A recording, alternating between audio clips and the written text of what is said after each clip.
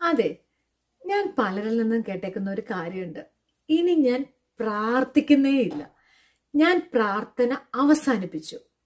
കാരണം എന്നാന്ന് ചോദിക്കുമ്പോൾ, പ്രാർത്ഥിച്ചു കഴിഞ്ഞാൽ എനിക്ക് സങ്കടങ്ങൾ മാത്രമേ വരാറുള്ളൂ, കഷ്ടകാലം മാത്രമേ ഉണ്ടാകാറുള്ളൂ. കൂടിക്കൂടി വരികയാണ് കഷ്ടപ്പാടുകളും ദുരിതങ്ങളും. ആണോ? എങ്ങനെയാണ് നമ്മൾ പ്രാർത്ഥിക്കുന്നത്?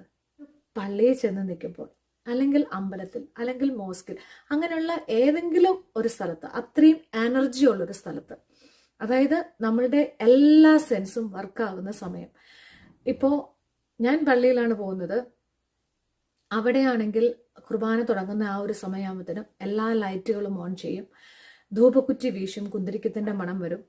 പിന്നെ ആ പാട്ടുകൾ, പ്രാർത്ഥനകൾ, അതെല്ലാം നമ്മുടെ കണ്ണ്, കാത്, ത്വക്ക്, ഇങ്ങനെ പറയുന്ന എല്ലാ ഇതും സെൻസ് ചെയ്യുന്ന ഒരു സമയമാണ്. നമ്മുടെ എല്ലാ സെൻസിലും ഹൈ വോളിയം, അതായത് ആ ഒരു എനർജി ഉണ്ടല്ലോ, നിറഞ്ഞു നിൽക്കുന്ന ആ ഒരു സമയം. നമ്മളുടെ മനസ്സും ശരീരവും പൂർണ്ണമായിട്ട് ആ പ്രാർത്ഥനയിലോട് അർപ്പിച്ചു നിൽക്കുന്ന സമയം. അപ്പോൾ അത്രയും നമ്മുടെ ഫ്രീക്വൻസി ഹൈ ലെവലിലായിരിക്കും നിൽക്കുന്നത്. ആ സമയത്ത് നമ്മൾ എന്തായിരിക്കും പ്രാർത്ഥിക്കുന്നത്? എൻ്റെ ദൈവമേ, എൻ്റെ ഈ പ്രശ്നങ്ങളെല്ലാം, ആ പ്രശ്നം, ഈ പ്രശ്നം, എൻ്റെ അസുഖങ്ങൾ, എൻ്റെ കുടുംബത്തിലുള്ള പ്രശ്നങ്ങൾ, ഇതെല്ലാം ഈശോയെ മാറ്റിത്തരണേ എന്ന് നമ്മൾ പ്രാർത്ഥിക്കും. അല്ലെങ്കിൽ ഭഗവാനെ, അമ്പലത്തിൽ ചെന്നിട്ട് ഭഗവാനെ, അല്ലെങ്കിൽ മോസ്കിൽ ചെന്നിട്ട് അള്ള, അങ്ങനെയുള്ള പ്രാർത്ഥനയായിരിക്കും നമ്മൾ പ്രാർത്ഥിക്കുന്നത്. അപ്പം എന്തായിരിക്കും നമ്മുടെ സബ് കോൺഷ്യസ് മൈൻഡിലോട്ട് പോകുന്നത്? എനിക്ക് ഇന്ന പോലെ അസുഖങ്ങളുണ്ട്, എനിക്ക് ഇന്ന പോലെ പ്രശ്നങ്ങളുണ്ട്, എനിക്ക് ഇന്ന പോലെ കടബാധ്യതകളുണ്ട്, ഇങ്ങനെയുള്ള നമ്മളുടെ നെഗറ്റീവ്സിനെ തന്നെയാണ് നമ്മൾ അവിടെ ഹൈലൈറ്റ് ചെയ്തുകൊണ്ടിരിക്കുന്നത്. അതാണ് നമ്മൾ കേൾക്കുന്നത്. രണ്ടാമതാണ് പറയുന്നത് മാറ്റിത്തരണേ, മാറ്റിത്തരണേ, മാറ്റിത്തരണേ എന്നുള്ള കാര്യം. പക്ഷെ ശരിക്കും അങ്ങനെയാണോ പ്രാർത്ഥിക്കേണ്ടത്? അങ്ങനെയല്ല പ്രാർത്ഥിക്കേണ്ടത്. എങ്ങനെയാണ് പ്രാർത്ഥിക്കേണ്ടത്? നമ്മളൊന്നും പ്രാർത്ഥിക്കണ്ട.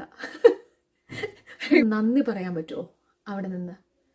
നമുക്ക് ഇന്ന് വരെ, അതായത് ഒന്നുമില്ലാന്ന് തന്നെ അങ്ങോട്ട് വിചാരിച്ചോ, ആ സമയം, ആ ഒരു നിമിഷം നിങ്ങൾ ജീവനോടെ നിൽക്കുന്നില്ലേ? അതിന് നന്ദി പറയാൻ പറ്റില്ലേ? നമ്മൾ എണ്ണി എണ്ണി എണ്ണി പറയുന്ന 100 ഇല്ലായ്മകളിൽ അത് മാത്രമായിരിക്കും നമുക്ക് ഓർമ്മയുണ്ടാവുക. 1000 നന്മകൾ നമുക്ക് തന്നിട്ടുണ്ടാവും, അത് ഓർമ്മയുണ്ടാവില്ല. ഇനി ഏത് മതവിഭാഗത്തിൽപ്പെട്ട ആൾക്കാരാണെങ്കിലും അത്രയും പള്ളിയും അമ്പലവും മോസ്കും ഒക്കെ പോലെയുള്ള അത്രയും എനർജി നിൽക്കുന്ന, പോസിറ്റീവ് എനർജി നിൽക്കുന്ന ആ സ്ഥലങ്ങളിൽ അവിടെ നിന്ന് ഉയരുന്ന പ്രാർത്ഥനകളും മന്ത്രങ്ങളും ബാങ്ക് വിളികളിലും ഒക്കെ നന്ദി പറഞ്ഞു നോക്കിക്കേ.